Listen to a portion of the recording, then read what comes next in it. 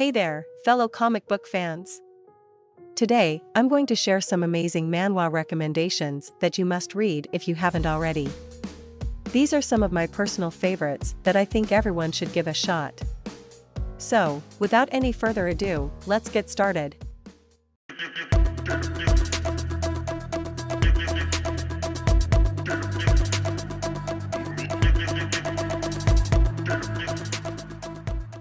Number 10.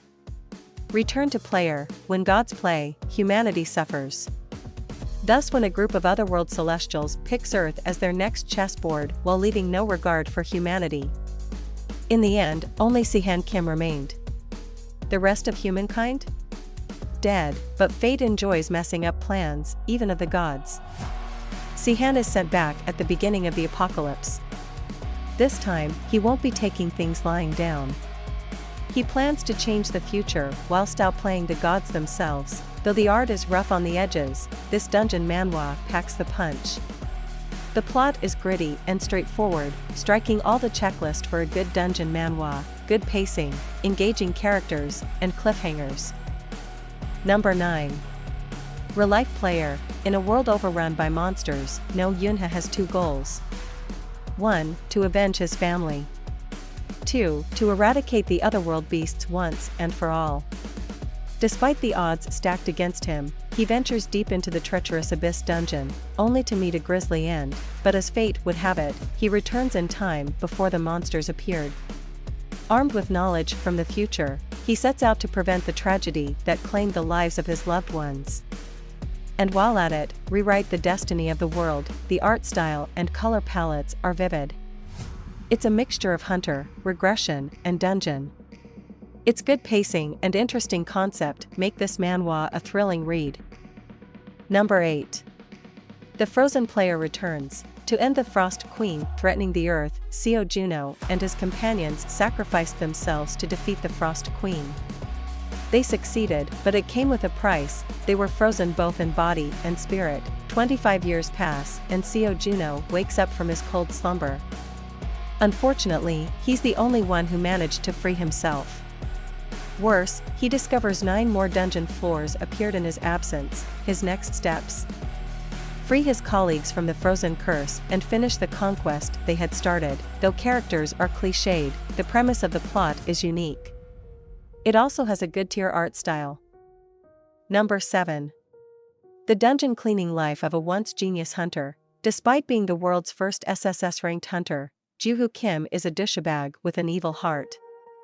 And like any other villain out there in the Wild West, he dies a gruesome death. Still, karma isn't done with him yet.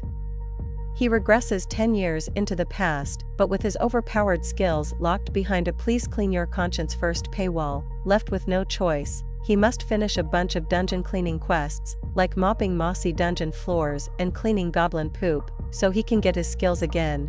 This manhwa has well-crafted art, a simple yet lovable redemption plot, and a hilarious character struck by karma. This slow-burn dungeon manhwa is worth to read. Number 6. I Stole the Number 1 ranker soul. Sun Moa is just another tired office worker hoping for a change of pace. Too bad her wish came true, but in the worst possible way, a dungeon break. Worse, not once, but twice. Thankfully, the number 1 ranked hunter saved her from certain death. The twist? The handsome ranked 1 hunter died while on it. And it seemed our female lead has accidentally used her dungeon skill to steal his soul. I Stole the Number 1 ranker soul is a must-read. Its plot is a well-done trope.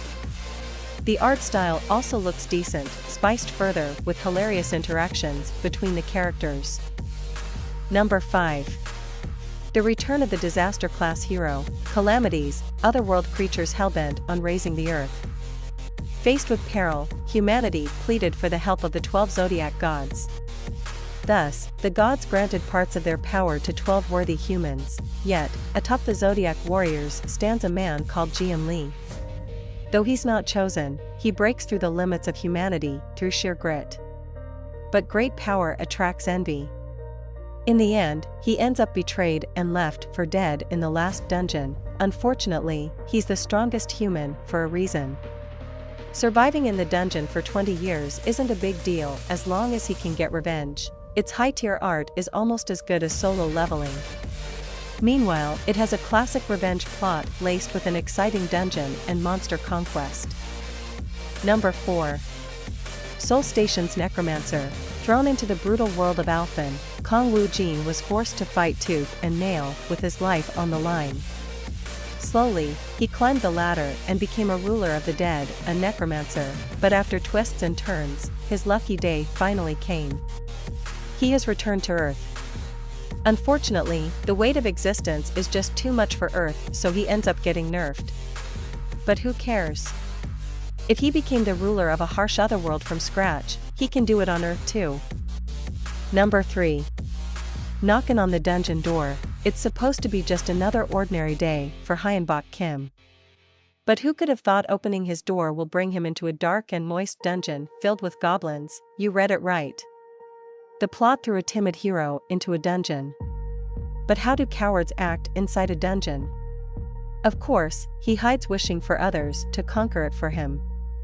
Of course, we know his wish will never happen, though it has badass art, it offers nothing outside of the box. It's another tired necromancer, cliched. But do check this manhwa, people has different taste after all. Number 2. My Daughter is the final boss. Lee Seo-jun has never been a good father. Back then, instead of guiding his child, he acted like a stupid, arrogant, and irresponsible oaf. Thus, guilt and regret gnawed his soul as he watched his daughter kill him whilst bringing forth the end of the world. Still, we don't like such bad endings. He soon finds himself thrown into the past to prevent the upcoming disaster. His mission? To prevent the misfortunes that'll turn his daughter into the wicked last boss. My Daughter is the final boss is a fusion of dungeon, family slice of life, and regression manhwa. The art style is breathtaking, spiced further with high-quality combat scenes. The plot is well done and well-paced. If you're looking for dungeon raids plus a cute father-daughter tandem, then this goodie is for you. Number 1. SSS Class Revival Hunter. Kim Gongja is a beast-tier envious prick. He spends his time wallowing at how unfair the world is.